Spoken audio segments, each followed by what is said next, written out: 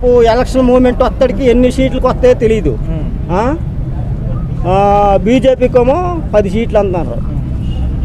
Pawan Kalyan CM అవ్వాలని తనగవుతాడు 21 సీట్లుట, 144 సీట్లు, 175 సీట్లుట. పొత్తంతే సమంగా ఉండాలి. 1, 2 తప్ప సమంగా ఉండాలి 3 పార్టీలకి.